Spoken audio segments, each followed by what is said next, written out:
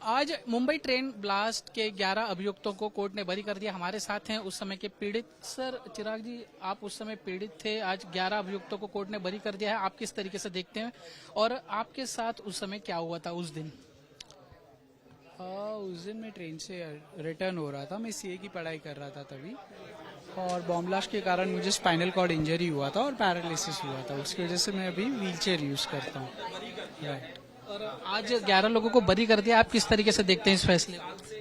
नहीं, ये जुडिशियरी का और इन्वेस्टिगेशन टीम और गवर्नमेंट तीनों का फेलियर है। निचली अदालत ने इनको सजा सुनाई थी लेकिन हाईकोर्ट ने बरी कर दिया। हाँ, वही शॉकिंग है। समझ में नहीं आ रहा ऐसा क्यों हुआ। 600 पेज का ऑर्डर है मेरे ख्याल से, लेकिन मैंने पूरा गो थ्रू नहीं किया है अभी तक। बट कुछ ना कुछ तो रहेगा कि जिसकी वजह से हाईकोर्ट ने बरी किया है। लेकिन हमें सुप्रीम कोर्ट में अपील करनी चाहिए और जानना चाहिए कि उसका फेयर इन्वेस्टिगेशन हो।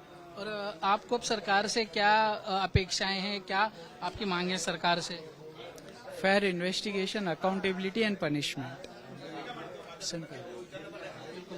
बिल्कुल। तो इसके आगे जो है फेयर इन्वेस्टिगेशन हो और सही तरीके से अदालत में अपना पक्ष सरकार रखे, जिसकी वजह से अभियुक्तों को सजा मिली, यही इनकी अपेक्षाएं हैं। आज मुंबई ट्रेन ब्लास्ट के आरोपियों को बरी कर दिया गया। हमारे साथ हैं उस समय जो पीड़ित थे। सर, आप उस समय पे पीड़ित थे। आपका हाथ उस एक्सीडेंट में ये हो गया था, उस हादसे में चला के गंवाना पड़ा था आपको। आज उन आरोपियों को बरी कर दिया है। किस तरीके से देखते हैं इस फैसले को? एक बड़ा धक्का लगा निर्णय सुन के, क्योंकि हम लोग ऐसा सोच रहे थे कि आरोपी को फांसी की शिक्षा मिलेगी, लेकिन ये जो निर्णय आया है वो पूरा धक्कादायक है। हम लोग इससे नाखुश है पूरे। आपके साथ सर उस समय क्या हुआ था, थोड़ा विस्तार में बताएंगे? उस समय आप कहाँ थे, क्या कर रहे थे, कैसे आपके साथ? 11 जुलाई 2006 में जैसे मैं रोज की तरह काम पे गया था और आने के टाइम पे मैंने ट्रेन पकड़ ली थी विले पार्ले से, और जोगेश्वरी स्टेशन जैसा ही आया वैसा वो ब्लास्ट हुआ था और मुझे मेरा एक हाथ उसके अंदर गंवाना पड़ा था। इतने सालों से आप ये लड़ाई लड़ रहे हैं, अदालत के फैसले देख रहे हैं, हाईकोर्ट के इस फैसले को क्या आप चैलेंज करेंगे? आपकी सरकार से क्या अपेक्षा है? मेरे हिसाब से सरकार से मैं इतना ही कहूंगा कि इसके ऊपर। हमारे साथ है रमेश नाइक, जिन्होंने 2006 में मुंबई में हुए सिलसिलेवार ट्रेन बम धमाके में अपनी बेटी को खो दिया था। आज उन 11 आरोपियों को अदालत ने बरी कर दिया है। हमारे साथ है रमेश नाइक। सर, 11 आरोपियों को अदालत ने बरी कर दिया है। आप किस तरीके से देखते हैं इस फैसले को? आपने अपनी बेटी को खो दिया था उस दुर्घटना में। देखो, उनको जब बरी किया तो ऐसा लग रहा है कि जो मारे गए, हमारे मृत्यु हो गए और जख्मी लोगों के बारे में सरकार बोलो या न्यायालय का जो ये न्याय आया है, निकाल आया है, ऐसा लग रहा है कि लोगों के साथ खिलवाड़ कर रहे हैं, मजाक किया है लोगों के साथ। क्या ये स्टोरी थी, क्या कहानी थी? सिर्फ कहानी ऐसे लग रहा है जैसे कि कुछ नहीं हुआ बम्बई में। तो मैं ये पूछता हूँ, 19 साल के बाद ये आप ऐसा जजमेंट दे रहे हैं कि उसमें वो बाइज्जत बरी हो गए, उन्होंने कुछ किया नहीं, उनके खिलाफ कोई एविडेंस नहीं मिला। क्या ये बम धमाका होगा वो अपने आप हुआ? कैसे हुआ? किसने किया? या किसी ने तो किया है। जो किया होगा तो उसको आपने जेल के अंदर बंद किया था। 19 साल उसको पाला पोसा, खिलाया पिलाया, और आज कहते हैं कि उन्होंने कुछ नहीं किया, उनके खिलाफ कोई सबूत नहीं मिला, इसके लिए उनको सबूत किया। ये सुनकर बहुत बड़ा दुख हो गया कि ये सरकार भी सो गई है या बिक गई है, पता नहीं है। सर, उस दिन एग्जैक्टली हुआ क्या था नंदिनी के साथ? क्या आपको कुछ पता चला उसके बाद में?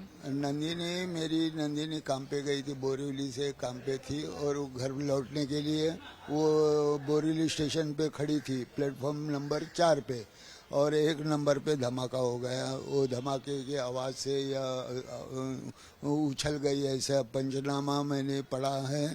मैं तो बम्बई में नहीं था, मैं गोवा में ट्रेन से लौट रहा था बम्बई के लिए। उस वक्त मैं सफ़र कर रहा था ट्रेन में। 9 बजे ये पता चला कि मुंबई में बम ब्लास्ट हो गया रेलवे में।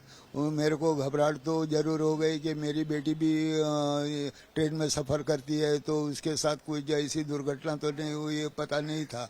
लेकिन जब सुबह मैं घर पे लौटकर पहुंचा तो सुबह मुझे पता चला कि मेरी बेटी भी इसके अंदर मारी गई। तो जब मेरा पूरा सब कुछ ख़त्म हो गया, ऐसा लगा मुझे। मैं संभल नहीं पाया अपने आप को, और इस बात को लेकर किरीट भाई हमारे बीजेपी के जो मंत्री एक्स मंत्री है, उन्होंने कोशिश की, उन्होंने सबको मिलाया और माहिम स्टेशन पे सबको श्रद्धांजलि के लिए इकट्ठा कर रहे थे। सर अब आपकी सरकार से क्या अपेक्षाएं हैं, क्या आपकी मांग है? सरकार से यही कहना है कि सरकार देखिए,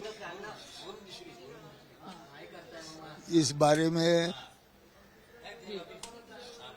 एकदम खुद होकर दखल देना चाहिए कि ये ऐसे कैसे हो गया, ये निर्णय सही है या नहीं, ये इसकी छानबीन होनी चाहिए।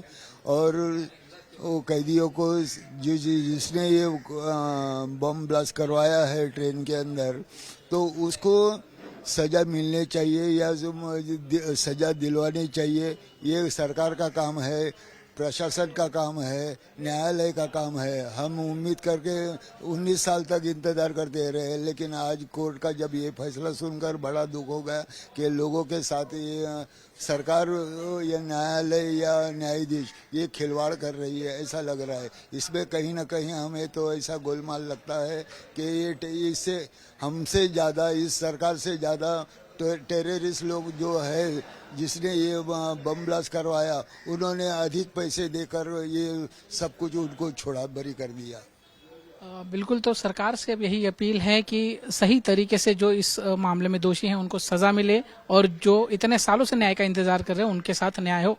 कैमरामैन सचिन साउंड के साथ दीपेश त्रिपाठी, मुंबई आज तक।